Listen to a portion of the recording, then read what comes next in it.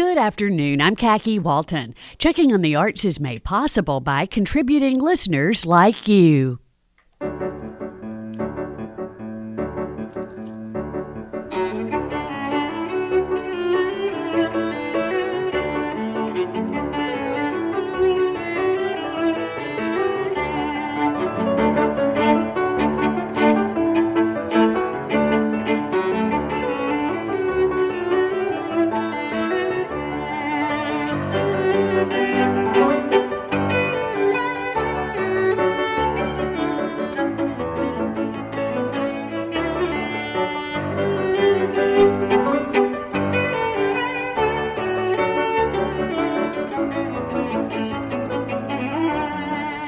Listening to Jose Elizondo's Sunset in Guadalajara. That's the third movement of Elizondo's 17 Danzas Latinoamericanas, and it's being performed by award-winning Brazilian violist Amaro Dubois and pianist Ting Ting Yao, and it's from their brand new album Luz, which will be released this Friday.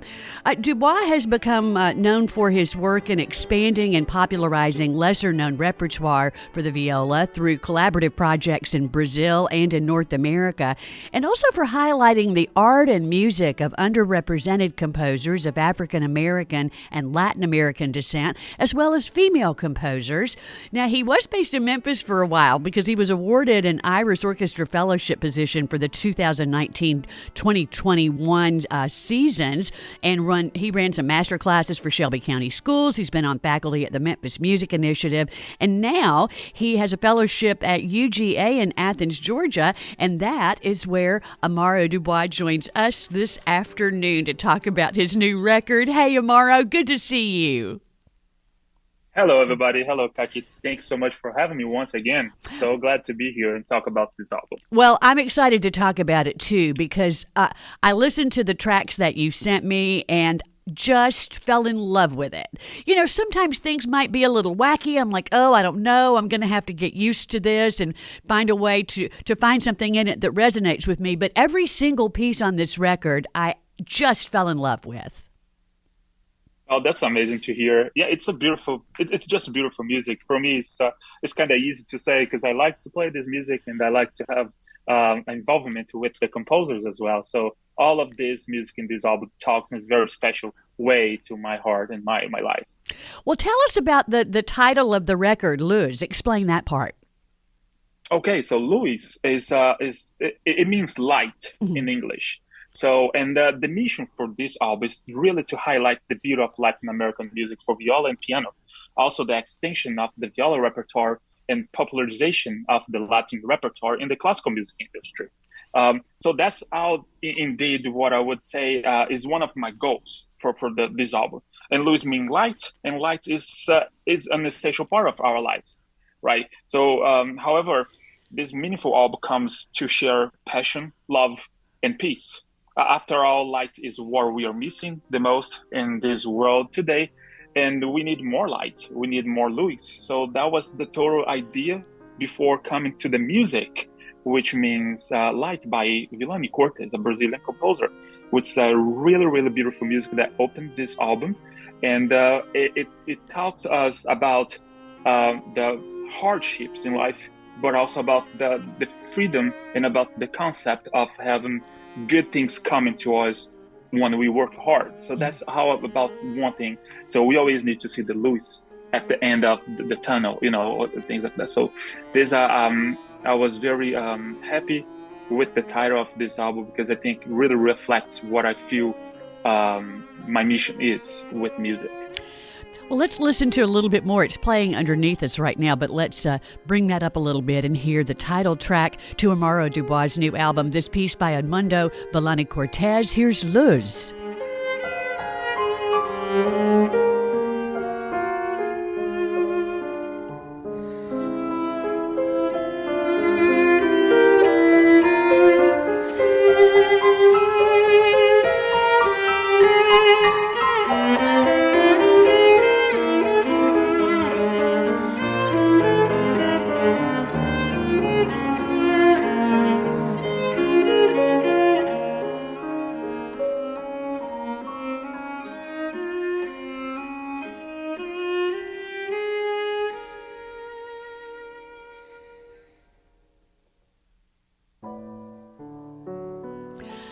That is absolutely beautiful. How long have you been working on this project, Amaro?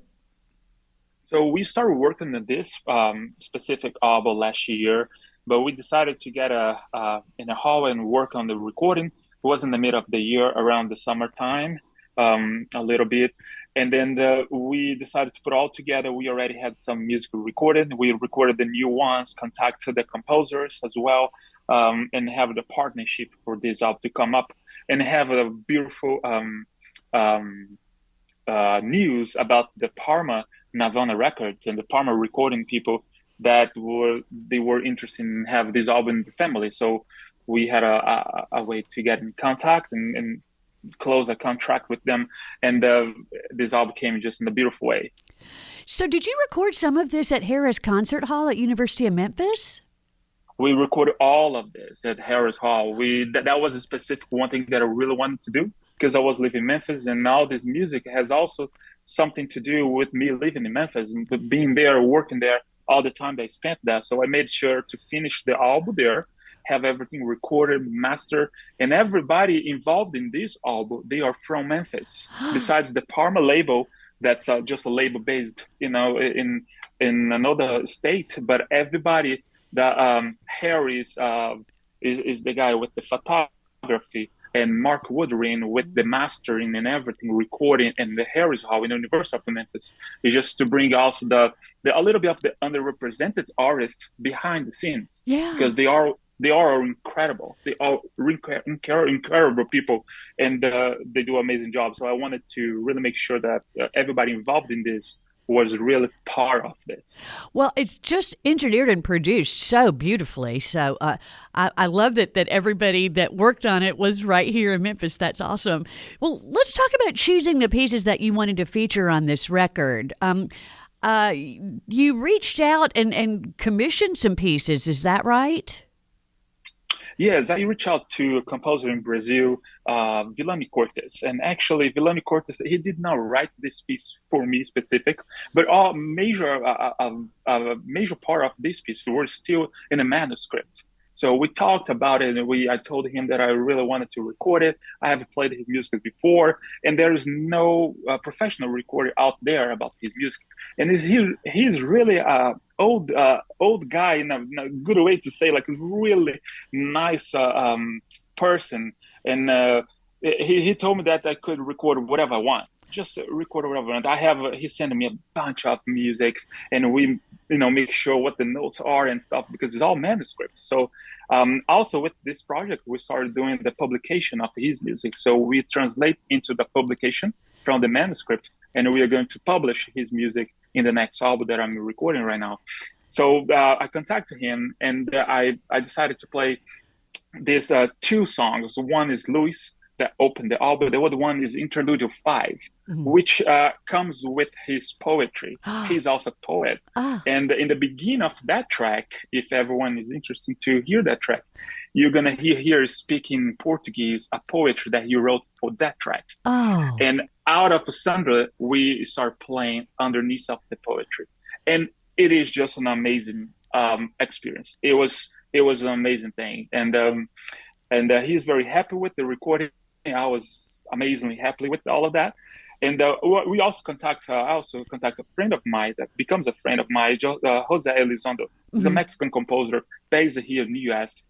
And he has his pieces played for so many years by incredible orchestras around the globe and incredible musicians. And I was fortunate enough to have him just trust me for his work. And I decided to record these Danzas Latino-Americanas, and a surprise piece for him that he didn't know. It was the Down of Hope. That is the track that comes right before Danzas Latino-Americanas. It's a really, really, really amazing music, very beautiful, very emotional, because he wrote this music in a way of need of some hope. So it brings all these feelings in. And I had this partnership with living composers. And lastly, but not least, is the Dimitri Trevo. Dimitri Trevo is a young composer from Brazil, and he wrote this cantiga. Cantiga meaning sort of like a first lullaby for a baby. Right. And Yeah. what's really, really special for me, because the time that he wrote that piece and sent to me, it was about maybe 2 or 3 days that you wrote that and sent to me, and I decided to jump in and record it. And he did not know that I was about to have a baby. My wife was pregnant, like Oh. is about to have it. We had a baby just 2 days after that. And when we listened to that music and I played, my wife and I, we were just really amazed by the beauty of the music and the meaning of Cantiga being the first lullaby for a baby in Brazil. It's just this very calm and like expression of prayer for the baby for the first time when you put a baby to sleep. So I decided to record it, and I told him about the baby, and he was surprised enough, and we were just like having the best time. So I decided to record that too, and that it's a big part of this album as well, with the grand steel and of course the Florence Price that cannot miss in this album, as I love her music a lot. Oh, I'm so glad that you're going to talk about the Florence Price because I love her. I play her symphonic music a lot on my show, and I always tell the story about how she's from Little Rock, Arkansas, and then just because of frightening racial unrest, she moved to Chicago, and then boxes and boxes of manuscripts of her work were found after she passed away. And the piece that That's you true. recorded, how did you find this piece? It's called Deserted Garden, and we're going to hear a little bit of it in a minute. How did you find this piece? So it's a very, very interesting piece, and comes along with the Elephant Test by Florence Price as well. And when I was digging in my previous album, Adoration, which is also themed based on Florence Price Adoration, I found this piece. I found about this piece online, and I reached out to the Florence Price Society or community or something like that, and I was able to get the score for that music to see if I could record it. And it is kind of long process because it's not being recorded a lot, and it's all this finding recently in Chicago, as you mentioned, and Florence Price now is being more performed, and people just used to overlook a lot her music. So I was glad to find the score, get some adjustment for the viola, because this is also how originally for organ or maybe piano or maybe a violin or something like that. So I just adjust a little bit for the viola, did a little arrangement, and we were able to record it. And that was it. And just it's a very simple, but just amazing music. Well, let's hear a little bit of it. Here's Florence Price's Deserted Garden. If you're just joining me, I'm talking to violist Amaro Dubois. He has a new record coming out called Lose. It comes out this Friday. Let's hear Deserted Garden by Florence Price. And Amaro is performing with pianist Ting Ting Yao.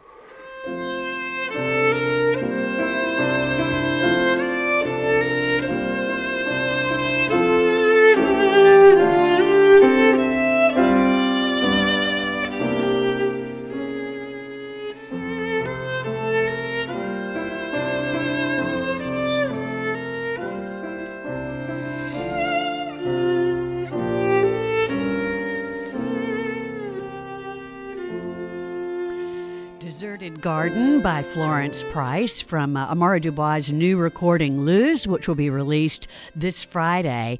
When I listened to this initially, I didn't know who wrote it. And then when I saw who wrote it, I went, well, of course, because that really does have her musical language. It really is. Exactly. Yeah. Yes, she's very special. Yeah, with her living issues and all that she went through.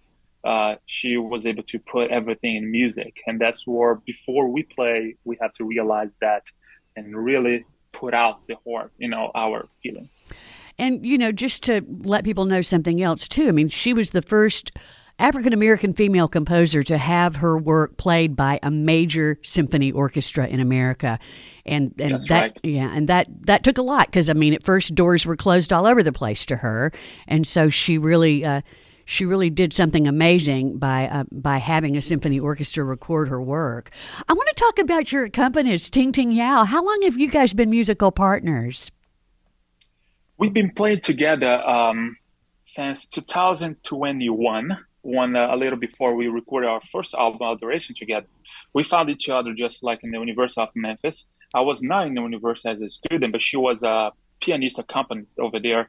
And then we found out each other. And when I was having a rehearsal, we talked about playing together. We tried some music together out of nowhere. We see that work it out. We liked each other playing. And then we started just playing together. And then comes the pandemic and all of that. So we did a lot of videos, far away to post on social media. Like when she recorded, I recorded my part. We put it together, all of that. Yeah. You work, and then we managed our way to start playing together and doing concerts. And it came the opportunity to record the first album, Adoration, and now this album too. And we go and tour. In this week, we have concerts all over until next week, and it's been a very interesting a partnership, and we learn a lot about each other.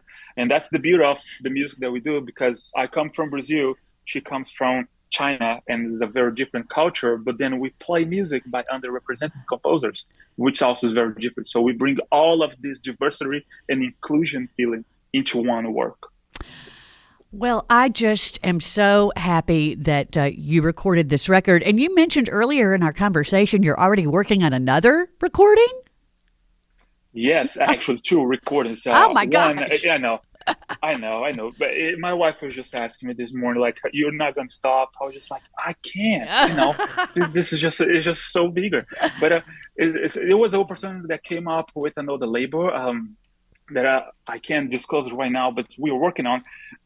We are recording sonatas of Americas. So it's one sonata of each America, one sonata from America, South America, one viola sonata from Central America, and another viola sonata from North America composers. Yeah. So it's a very, very, very beautiful project. Is everything set to be released in November? And if everything works out with, designers and all of that, Yeah. November of this year. But another album coming in the middle of the year, between the summer and fall, is the Viola Sound, which is 8 composers that are commissioned viola pieces solo from 5 different countries. So we have Brazil, United States, we have Spain, we have Nicaragua, and we have Venezuela.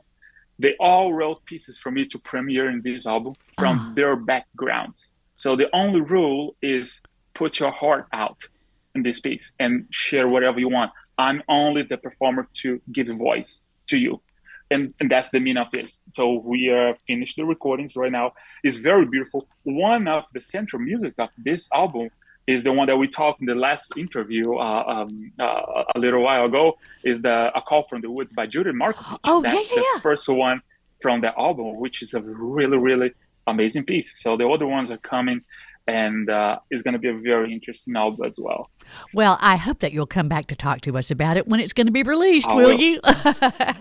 Yeah, thanks so much. This is so special. Oh, well, I'm so glad to let everybody know about it, and I'm so happy that you're releasing this. I'll let everybody know that Luz comes out everywhere this Friday, so you can find it on Apple, Spotify. It'll be in all the usual places. You can also get info at Amaro's website. That's amarodubois.com, NirvanaRecords.com too, because they're the ones that are releasing this Friday. So just best of luck with this. Congratulations. And I just love it, and I hope everybody will check it out and buy it to put in their classical music library. And I know that I would like to add it to our classical music library here at the station too.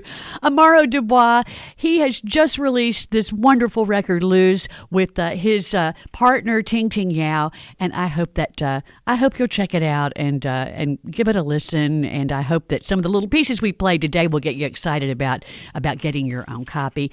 Violist Amaro Dubois, my guest this afternoon. It's always such a treat, Amaro. Thank you.